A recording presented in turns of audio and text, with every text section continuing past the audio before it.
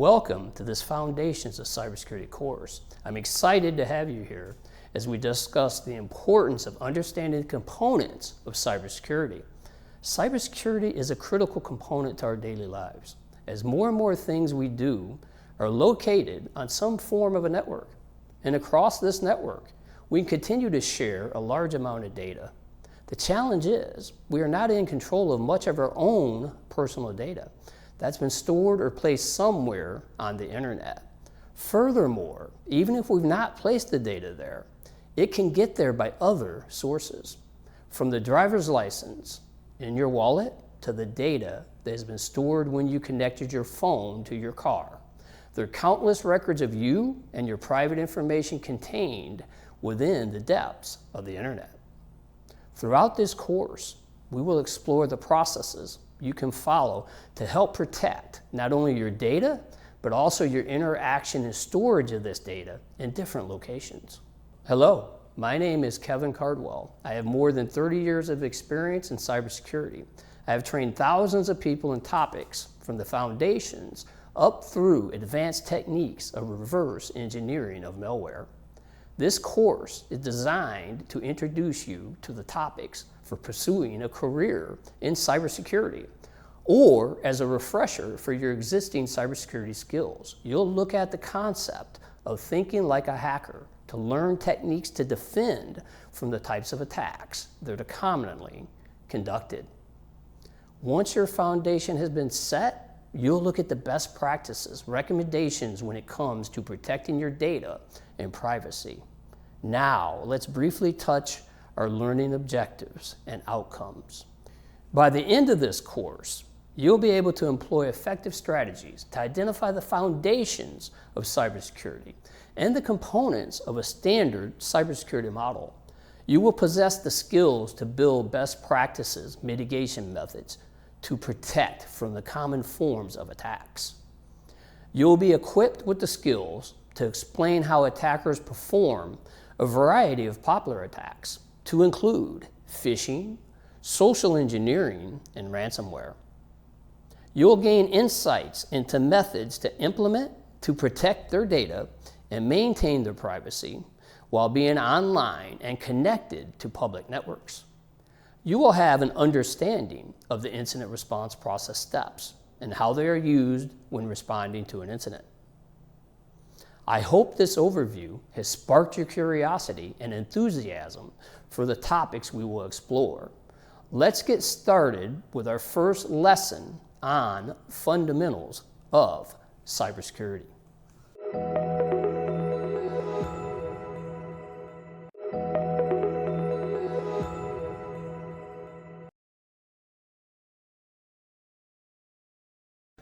As with anything, we start with a definition, and there are many different examples when it comes to cybersecurity.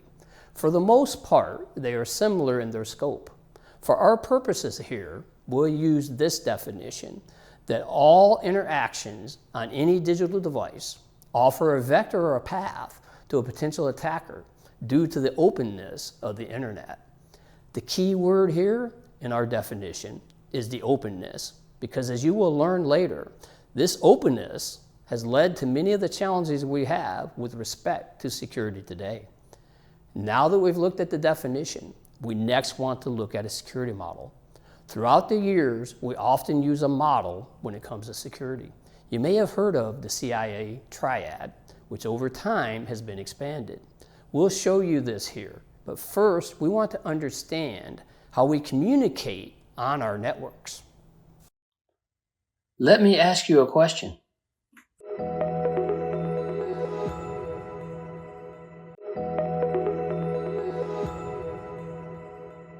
This is an example of how data flows from a source to a destination on the network.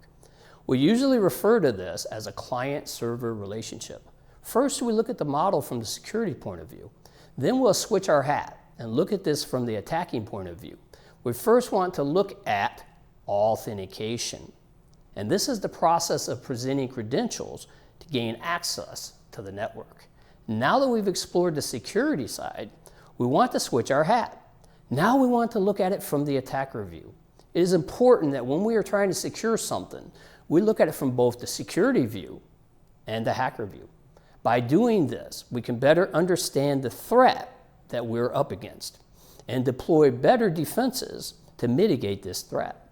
From the attacker perspective, they're wanting to gain access, so they attack authentication with masquerade or spoofing. That is the concept of assuming the identity of someone that has access as entitled to it. Before we continue on to the next component of the security model, let us step back a minute and explain that it is important to understand the communication protocol that we are using today was created at the beginning of the internet. And it is remarkable that it has scaled to the internet we have today when it comes to growth. The problem is, when it was created, the internet was a small group of networked computers.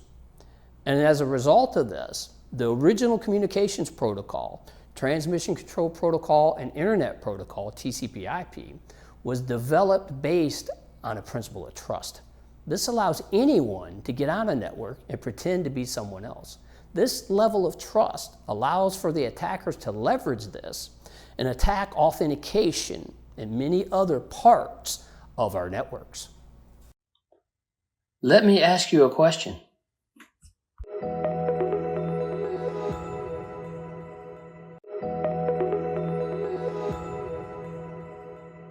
The next component of our model is the concept of confidentiality. We have a need to ensure our data, as it is communicated, is protected. We attack confidentiality with interception and eavesdropping on the communications. Many of our network protocols do not use any form of protection, and the data can be read by the attackers and intercepted. While this has improved, it's still something we need to be aware of in case we encounter these older protocols. A continuation of this component is to ensure the data has integrity. We want the assurance that the data will be sent, the same data when it is received at the destination. With confidentiality, the attacker just took in the data, and with this component, the attack is modification. Now, the attacker does not just take the data in, they also alter and modify it from the original form. The receiving station does not know this has happened. A common technique when you are at a banking site and the data is intercepted and the integrity compromised by the attacker to the point of where your account number is modified and the money you thought was going to your account instead goes to the hacker account. Our next and last component to look at is availability. We want our systems and services to be available. We have some good news and bad news when it comes to the attacks. And since the traditional way is to review the bad news first, this is what we'll do here. The bad news is anyone can carry out an attack against availability because resources are finite and can be degraded or interrupted. And this is referred to as an interruption or denial of service, which is the attack against the availability component of the security model. The good news is real hackers hate a denial of service attack because degrading or interrupting the availability of a system or service, and this impacts the availability to them as well. Then the other reason is the denial of service attack can be performed by anyone. So it's considered lame to the hacker and pretty much an admission of failure because anyone can do it. As said earlier, the model has and continues to expand. Let me ask you a question.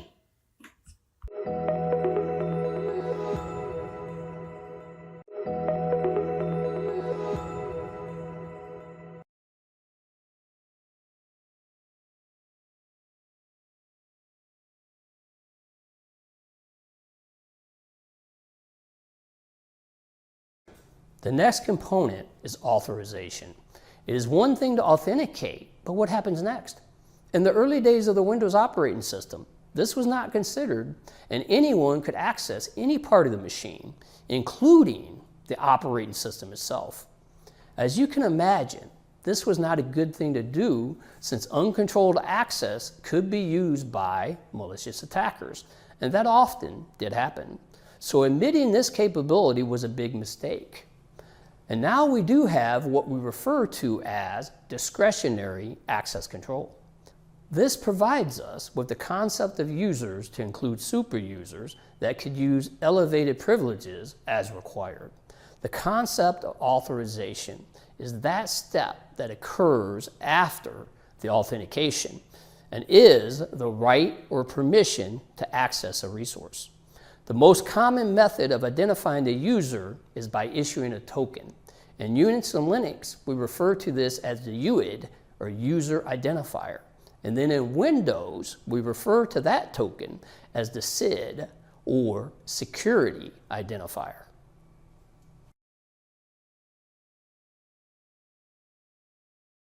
The next and last component we'll look at is the concept of non-repudiation. This is the declaration and guarantee that the sender cannot deny sending it, and the recipient cannot deny having received it. Having said that, based on what we've discussed thus far, can we really guarantee this? Myself and many attackers would challenge this concept. An expansion of this is the concept was created to trace the origin of ownership of data and the implementation of a public key architecture. The problem is, what is the state of the machine or the device that the keys are being used in? You cannot guarantee this in my and other opinions. Let me ask you a question.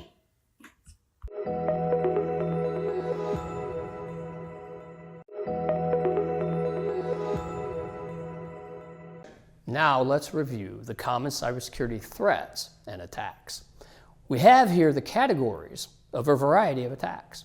We have a passive attack, where the attacker monitors the network and systems silently and without direct interaction with the intended target.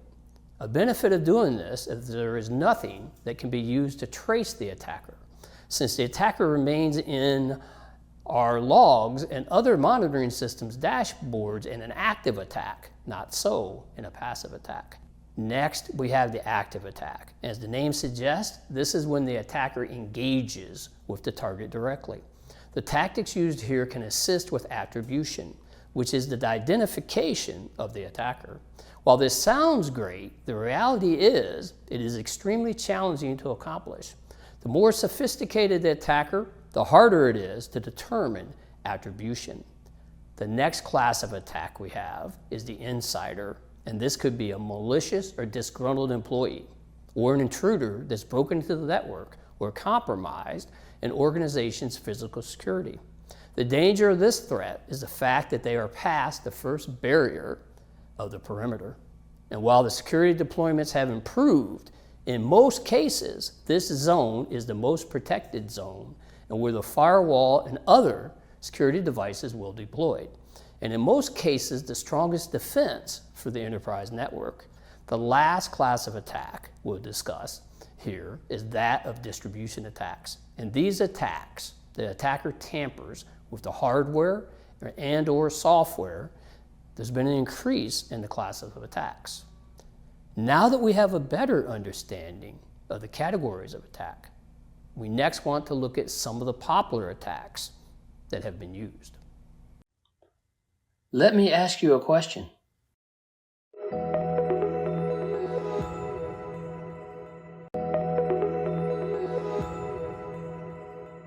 The first attack type we'll look at here is the attack social engineering. This is when the attacker targets the human and leverages the weaknesses and leverages the human nature of wanting to help people. In fact, when you research these types of attacks, you look at the concept of psychology and the 6 powers of persuasion. Reciprocation. Cooperation is a skill of survival, and if someone gives, we feel the need to give back. Social proof. In any given situation, we view a behavior as more correct to the degree that we see others enacting it. Commitment and consistency. We can use this principle to influence others by getting them to say yes to something small, preferably through a public declaration, then gradually making larger requests. This is also known as the foot in the door technique. Liking. We tend to say yes to people we know and like. Authority. Simply put, people respect others who are credible experts in their field. Scarcity. The feeling of being in competition for scarce resources has powerfully motivating properties. And the joy is not in experiencing a scarce commodity, but in possessing it. The next attack we'll review is that of phishing. And I'm sure this is something that most, if not all of you, have been a part of. And that is the concept where you receive the email and it has the infamous statement for you to click here. The increasing sophistication of this attack is one of the biggest challenges for protection of your networks. A patient attacker will research and gather information from the potential victim, then use that for this vector of attack. As an example, there are entire phishing campaigns that will be launched in accordance with sporting events, major holidays, and disasters. An example of this is at the time of COVID-19, there was a huge increase of the amount of phishing-related emails and attacks experienced across an enterprise. The next attack is an expansion on the phishing attack, and that is malware. Traditionally, we used to have viruses, trojans, and other types of malicious software that we had to defend from. We still have these types of attacks today, but in the modern day, we now refer to these all as malware and rarely call out the specific type. Another expansion of the malware attack is the attack that once it is conducted, the data on the victim is encrypted and a request for money is made to unlock the encrypted data. There's been a large number of attacks that have been successful, and unfortunately, in many cases, the ransom has been paid. And the recovery of the data sometimes has been successful, and other times it has not. The bottom line is, it is not recommended that anyone pay the ransomware. Let me ask you a question.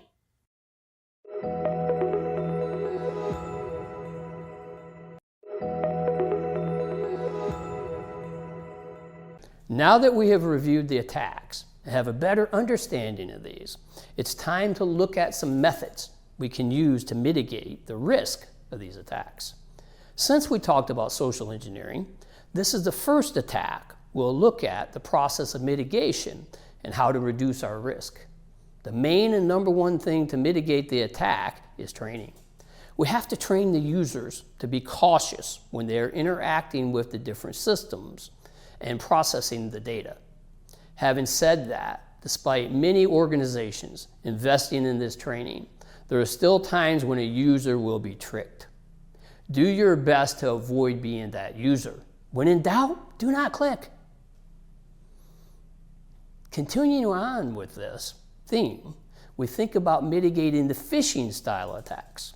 You want to do what we call sanity checks, such as, is the email you are receiving something that would be sent to your email address? For example, if the content or subject of the email is of a personal nature, then why would you be receiving it at work?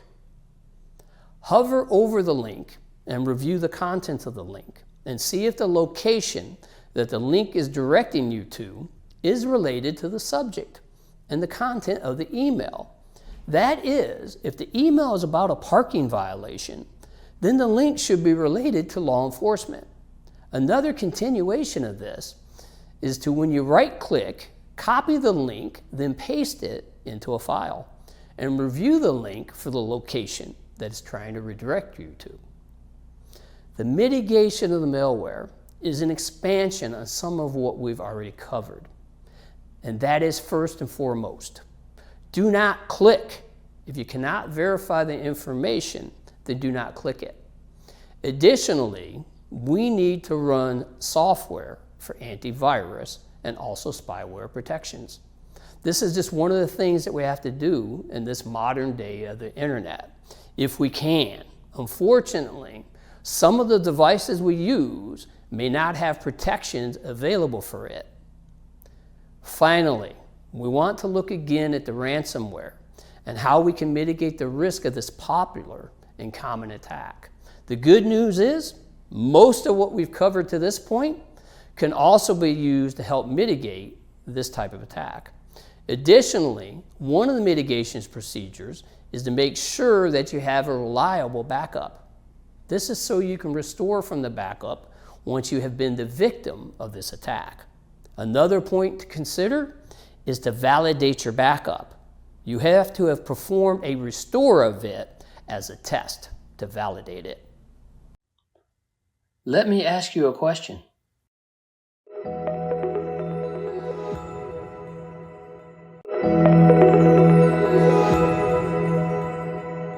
We will continue to expand on our mitigation techniques and explore some of the best practices with respect to cybersecurity. The first thing we want to discuss is the fact that passwords are dead. Now, we're not saying not to use them, because if there are no other options, then they're better than no password. We also want to focus on the fact that the passwords have been around since the beginning of the discretionary access control that we discussed earlier. And as a result of this, they're only as strong as the user-selected password. This has led to many attacks and breaches. In fact, Microsoft estimated in 2021 that 64% of all of their attacks that they investigate were part of some form of a password breach. In fact, this was a large part of Microsoft implementing their Hello package. The Windows Hello for Business feature is a public key or certificate-based authentication approach that goes beyond passwords. This form of authentication relies on key pairs that can replace passwords and are resistant to breaches, thefts, and phishing. Let me ask you a question.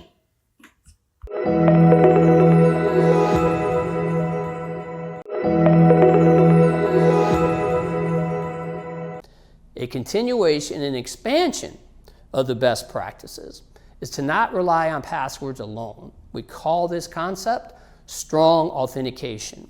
When it comes to authentication, we can define this as something you know, which was our password, something you have, which can be a certificate or a token, and something you are, which is the form of biometrics. When we talk about this, we look at the fact that a combination of any of these or all of these are part making for strong authentication to make it more difficult for an attacker to masquerade or spoof an identity and make an attack. Let me ask you a question.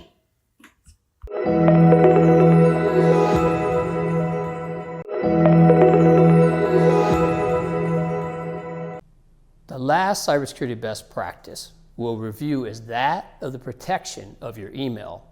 Since we have email as one of our most used applications, it is important that you perform specific precautions when it comes to using your email applications and keeping yourself protected.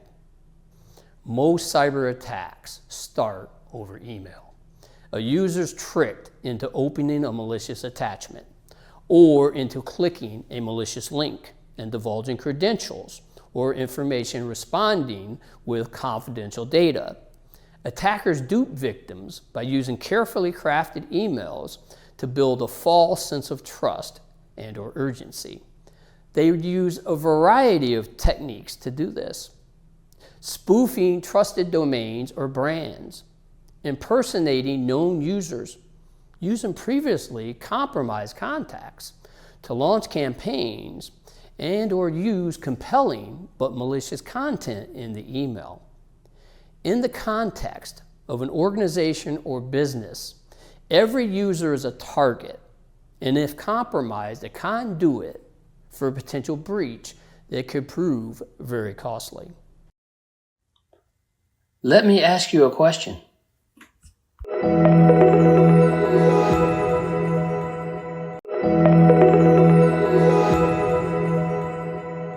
So along with the things we've already covered, what can we do to help protect ourselves? Here are 6 tips to ensure your organization has a strong email security posture. Our first example here is the adaptive protection solution. As security solutions evolve, bad actors quickly adapt their methodologies to go undetected. Polymorphic, which means assuming different forms of attacks designed to evade common protection solutions, are becoming increasingly common. Organizations, therefore, need solutions that focus on zero-day and targeted attacks, in addition to known vectors. Purely standards-based or known signature and reputation-based checks will not cut it. Complexity breeds challenges. An easy-to-configure and maintain system reduces the chances of a breach. Products that require unnecessary configuration bypasses to work can also cause security gaps. Solutions that protect emails, external and internal emails, and offer value without needing complicated configuration or email flows are a great benefit to organizations. In addition, look for solutions that offer easy ways to bridge the gap between the security teams and the messaging teams. Messaging teams, motivated by the desire to guarantee mail delivery, might create overly permissive bypass rules that impact security. The sooner these issues are caught, the better for overall security. Solutions that offer insights to the security teams when this happens can greatly reduce the time taken to rectify such flaws, thereby reducing the chance of a costly breach. A breach isn't an if, it's a when. Make sure you have post-delivery detection and remediation. No solution is 100% effective on the prevention vector because attackers are always changing their techniques. Be skeptical of any claims that suggest otherwise. Take an assume breach mentality will ensure that the focus is not only on prevention, but on efficient detection and response as well. When an attack does go through the defenses, it is important for security teams to quickly detect the breach.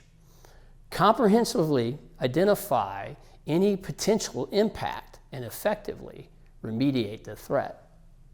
Your users are the target. You need a continuous model for improving user awareness and readiness. An informed and aware workforce can dramatically reduce the number of occurrences of compromise from email-based attacks. Any protection strategy is incomplete without a focus on improving the level of awareness of end users. A core component of this strategy is raising user awareness through phishing simulations, training them on things to look out for in suspicious emails to ensure they don't fall prey to actual attacks.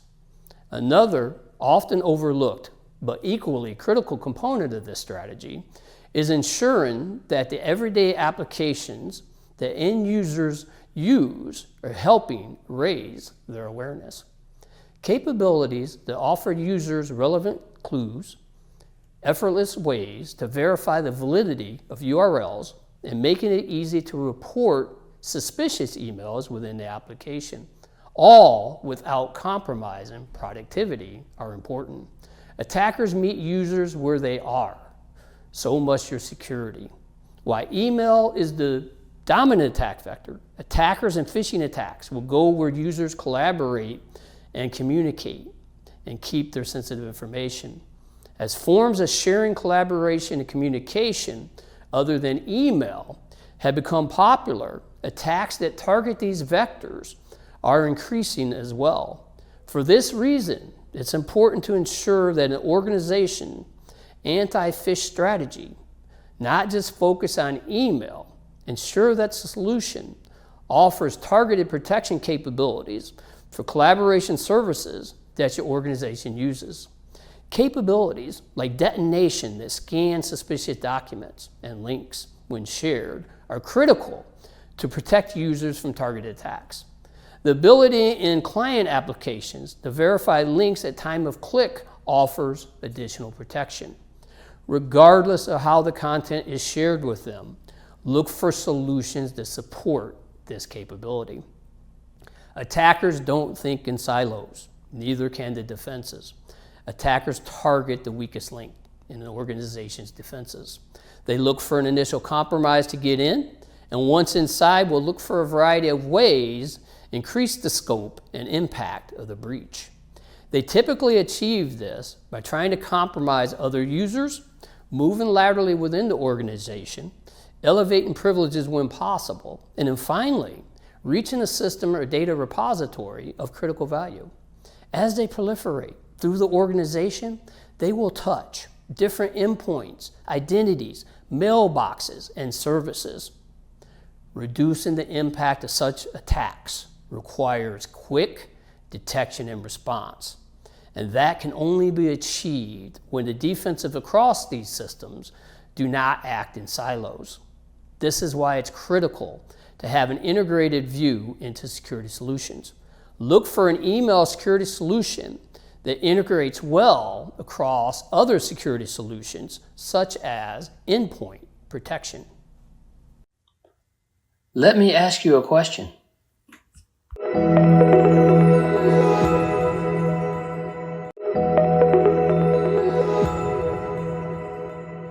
Now we'll review the concept of data protection and privacy. To be able to do this, we first need to classify our data. What is the meaning of this classification of data is probably something you are curious about. The need originally started with the military and their classification of their data for protection of the security of the country involved. This classification allows for the statement of having the need to know. This is very important because if you do not need to know the information, then there is no reason to provide you access to it. We can use the example of the military to look at this requirement from the perspective of our companies of today. We need to classify the data that is of the following: sensitive data, privacy information, public and releasable information. Let me ask you a question.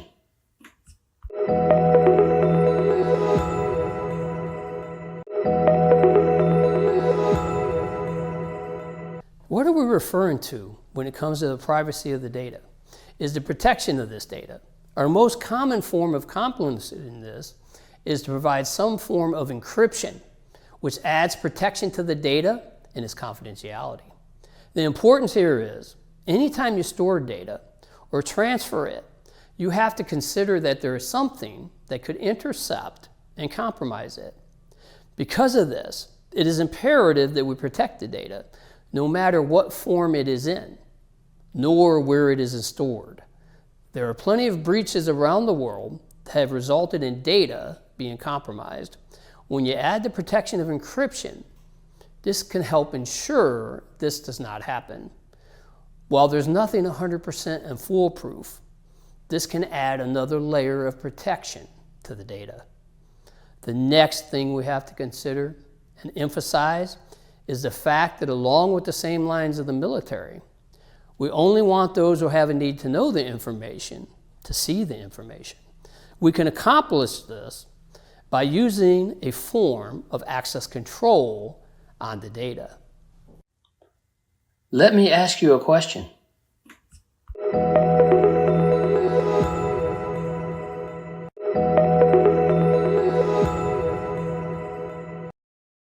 Since we are talking about data protection and privacy, we need to discuss how do we properly dispose of this data.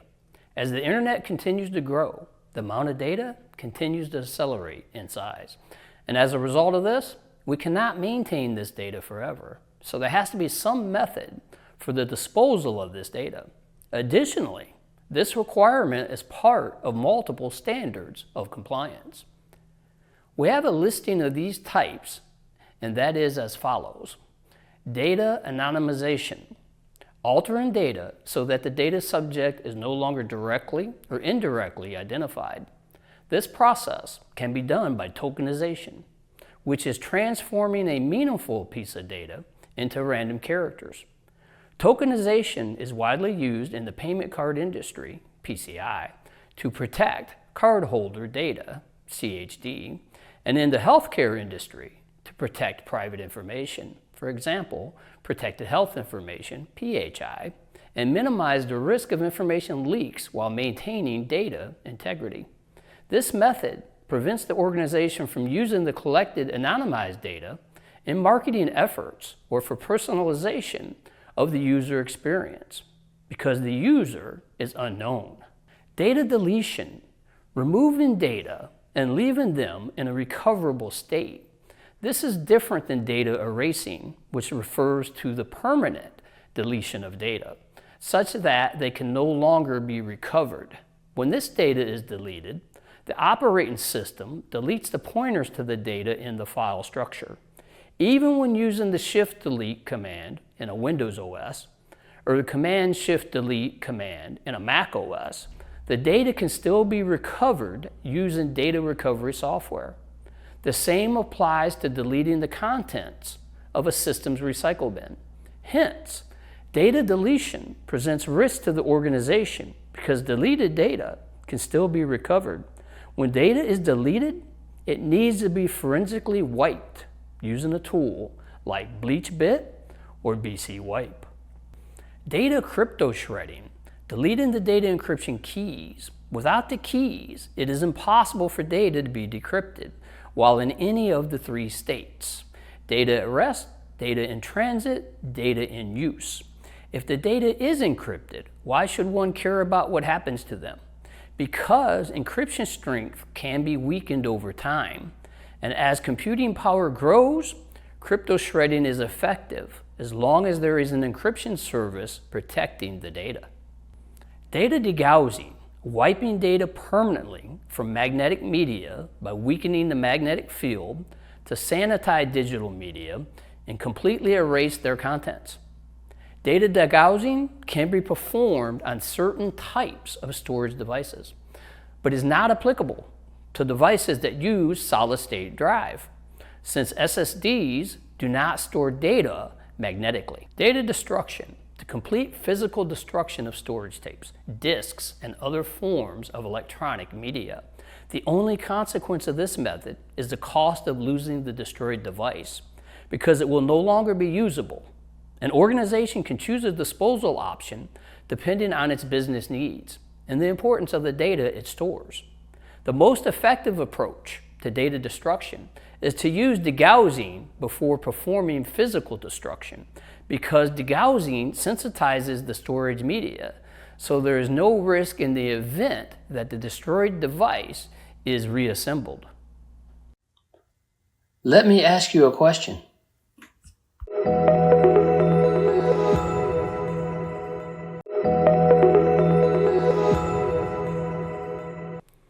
We mentioned the fact that the data needs to be forensically wiped. So what exactly do we mean? We forensically wipe media by multiple writes of data at a bit by bit of a 1 or a 0 to ensure nothing remains. Another way, and one we did many times in the military, to properly declassify a drive was to take the hard drive apart and then grind the platters of the hard drive to ensure nothing was left. When you think about it, the data disposal is very important to an organization. Imagine there are many sets of personal data stored in an organization's database, but the data are no longer used and have no value to the organization. The organization is forced to continue to dedicate energy and resources, data, storage space, staff, network security measures, and devices to store and protect that data. This increases overhead costs and further complicates data classification. All the while, the unused data are unnecessarily exposed to potential risk while remaining in the system. Proper disposal of unused data helps ensure that this scenario does not become a reality. In addition to the legal penalties and fines an organization may face for being non-compliant with data disposal laws and regulations when an organization experiences a data breach. Data are lost and may be published by the party who performed the breach to preserve public trust. the organization must address the incident and notify the data subjects whose data have been stolen.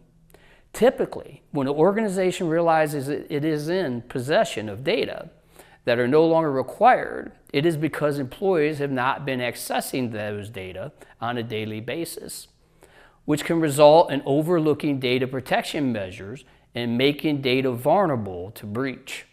Certain regulations require organizations to enforce a retention policy for deleting data to be in compliance with those regulations. Enterprises must take data disposal seriously and abide by the data subject's right to have their personal information deleted if they withdraw their consent for the organization to use and process their data. In addition to compliance, understanding the importance of data disposal can help organizations protect personal data from being leaked via data breaches, which in turn prevents the organization's reputation from being damaged and saves the cost of remediation efforts and/or additional storage space. Next, we're now at the final lesson. In this lesson, we want to get started with incident response and reporting. Let me ask you a question.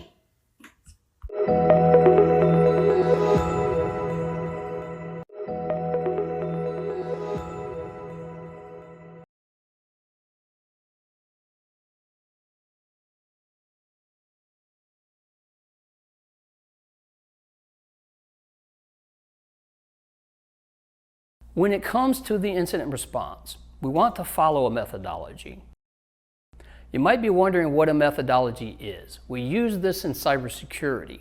This is a body of practices, procedures, and rules used by those who work in a discipline or engage in an inquiry. A set of working methods. In short, a sequence of steps for carrying out a required task.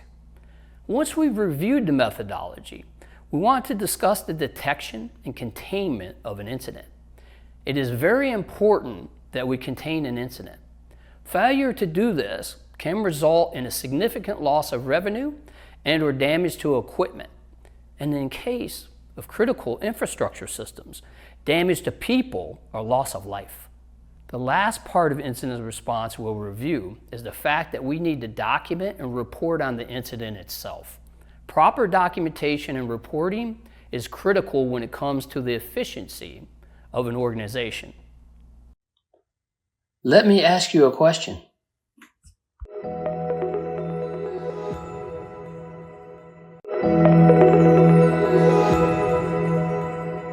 Incident preparation is the first phase of incident response process, which involves a significant amount of information gathering, problem solving, and knowledge of different viruses and threat vectors.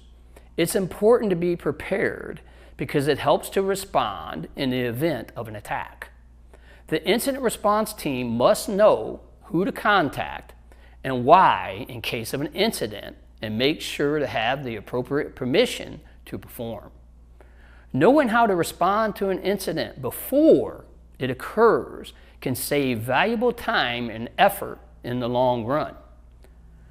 The process is as follows.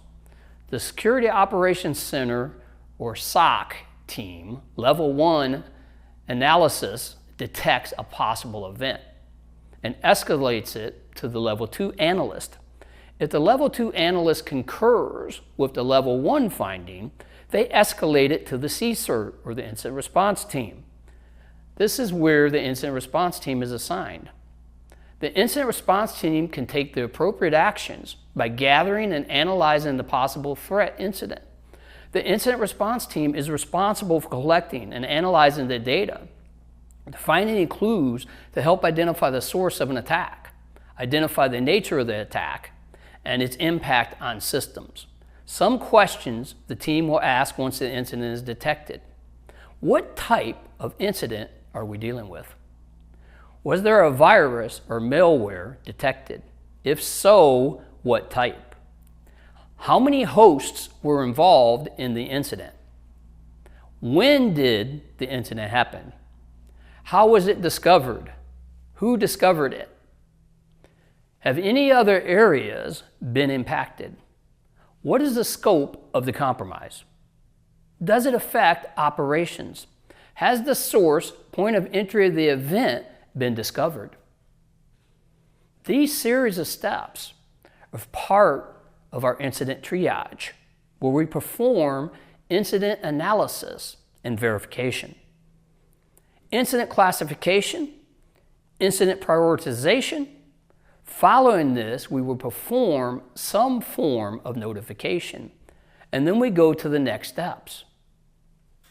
At the completion of this incident triage, we have identified and detected the event, and once we have performed the appropriate notifications, we next look at the containment process. In this phase, the incident response team will contain the incident to make sure it doesn't spread and cause further damage.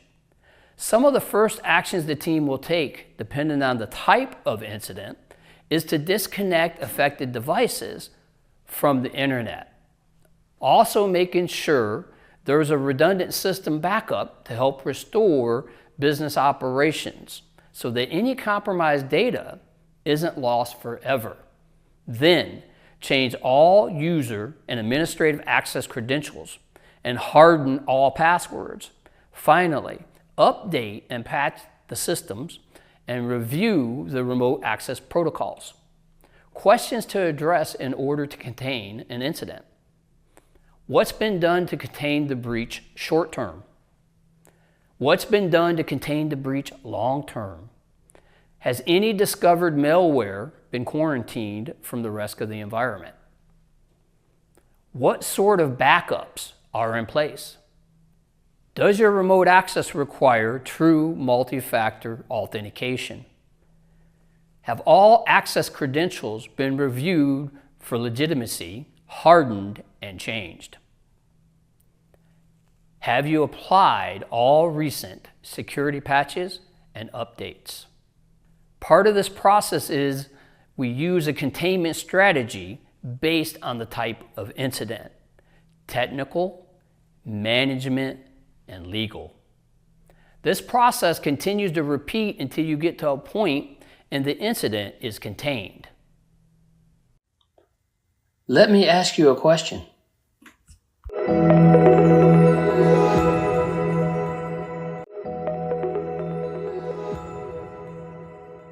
Let's discuss the documentation and reporting step. It's critical that all the details that lead to the incident and the information that was discovered during the different steps of the process are documented. From this, we want to assess the impact of the incident, determine if a policy change is required, etc. Every incident is an opportunity to learn and improve so we can evolve and keep up with the latest techniques, tactics, and procedures. After every incident, a lesson learned meeting will be organized to go over the incident with the goal of improving security as a whole and incident handling, and make some recommendations if necessary. During the meeting, review what happened and when. How well the incident response team performed. Whether documented procedures were followed. Whether those procedures were adequate. What information was missing when it was needed? What actions slowed recovery? What could be done differently? What can be done to prevent future incidents? What precursors or indicators can be looked for in the future? What changes need to be made to security? How should employees be trained differently? What weakness did the breach exploit? How will you ensure a similar breach doesn't happen again? As you can see, we have the documentation and incident disclosure, and this is a very important aspect, and one of the aspects that we cannot control. In most cases, the incident response team will have a point of contact. that is designated that will make that decision of who to notify or not notify. Before we do this, we would like to make sure we have eliminated the threat that caused the incident. This phase comes in after the incident is contained. The incident response team will find and eliminate the root cause of the incident. This means all threats should be securely removed, systems should again be hardened and patched, and updates should be applied. Questions to address in order to eradicate the incident. Have artifacts or malware from the attacker been securely removed? Has the system been hardened, patched, and updates applied? Can the system be re-imaged? Let me ask you a question.